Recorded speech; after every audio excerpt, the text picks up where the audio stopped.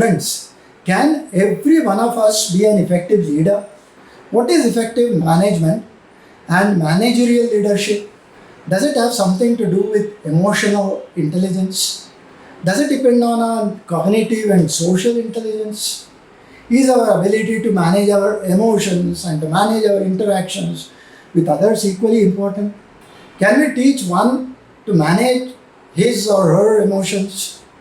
What must such a self-management curriculum have? So many questions to answer while we define leadership. That it is an active course in some top management schools tells us the importance of the subject. However, what they don't is that it is complex. Matters such and similar will be the topic for today. Friends, in current times of everyday stress, students in our business schools must be prepared to integrate their emotional intelligence with their everyday behavior if they are to succeed later in their professional lives. That calls for integrating the cognitive intelligence, social intelligence, and emotional intelligence. Hence, assessing the level of emotional intelligence by recognizing the distinction between emotional and intellectual competencies is as important to success as success itself. Emotional intelligence measures our ability to recognize, understand, manage, and effectively use our emotions as well as that of the others. It includes a range of emotional and social skills that influence how we perceive and express ourselves, develop and maintain relationships, cope with challenges, and make sound decisions. Actually, emotional quotient measures cognitive intelligence and problem solving abilities. While cognitive intelligence is important, emotional intelligence too plays a significant role in our personal and professional lives. The simple question then will be, how does one develop emotional intelligence or the emotional quotient? Let's start with self-awareness. This is knowing our own emotions, our strength, our weakness, our values, and the goals that we set. We must be in touch with our feelings and must recognize the impact of our emotions on our behavior. Having experienced self-awareness, we must self-regulate. There must be discipline in lives. We must manage and control our emotions effectively, remain calm under pressure, adapt to changing circumstances, and avoid impulsive or destructive behavior. We may be self-aware and also adapt at self-regulation, but without empathy, both mean nothing. Therefore, what is empathy? We are all on social media, but do we have social skills? WhatsApp is a great example. Even as we are members in multiple groups that include many personal friends and agendas, of course, can we bear to see a different perspective than our own in the group messages? We fight endlessly and prefer leaving a group rather than understanding the other view. High emotional quotient individuals excel in building and maintaining positive relationships. They are skilled communicators. They can resolve conflicts effectively and are good at cooperating with others in problem solving. Nothing is gained if we are not sufficiently motivated.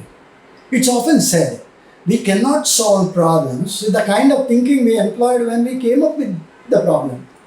So we need to change, we need to think differently. That, of course, is a strong internal motivation to achieve goals and pursue personal growth.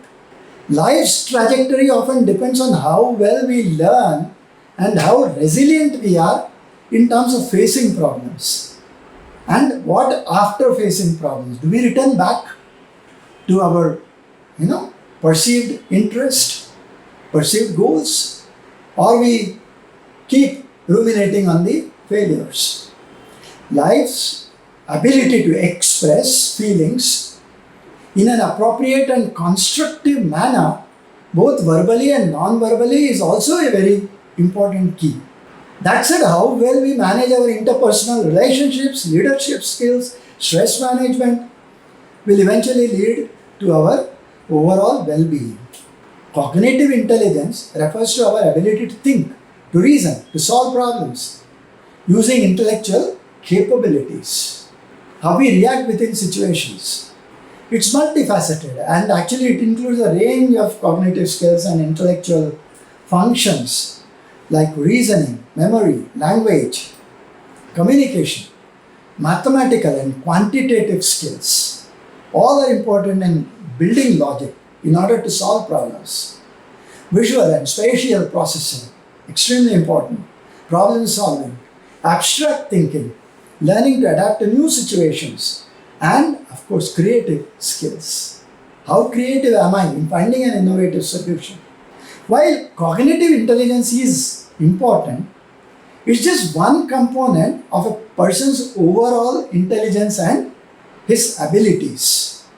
Emotional intelligence, social intelligence, and practical skills, they play a crucial role in our success and well-being. Social intelligence, now that also is important. That's the ability to understand and navigate social situations effectively. And they include a range of interpersonal skills that enable us to interact with people, to communicate with people, and build relationships with people in the society that we live in. And socially adapt to varying differences in the society.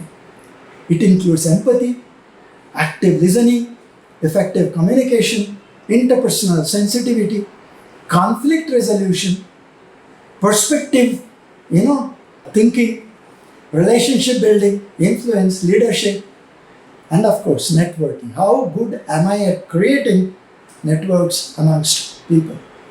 It improves our personal relationships, the workplace leadership, supports teamwork, and resolves conflicts. Further, it helps in effective communication, collaboration, and builds strong support networks. All these are extremely important not to become a good leader. Personal reflection, feedback from others, and exposure to diverse social experiences, they all help us to navigate the complexities of human interaction and understand the social dynamics and build meaningful connections with others. Developing emotional intelligence is a lifelong process. In fact, intelligence is a lifelong process that keeps changing over a period of time as you gather more information, more knowledge, more interaction, and so on. It can be fine-tuned through self-awareness. Know about yourself. Self-regulation, be disciplined. Empathy, show concern for others. And interpersonal skills. Behave well, have values, have morals when you behave with others. And of course, training. A lot of mind training will be required. That comprises the curriculum that must be taught in our universities, in our institutions. A lot of hands-on experience will be required. A lot of case studies will be required in order to do that. Are our universities willing to listen? With that, friends, I come to an end in today's episode and hope you found it interesting to write to me back on your views. Until we meet the next Saturday, I remain. Thank you, Dhanyavad, and Namaskar.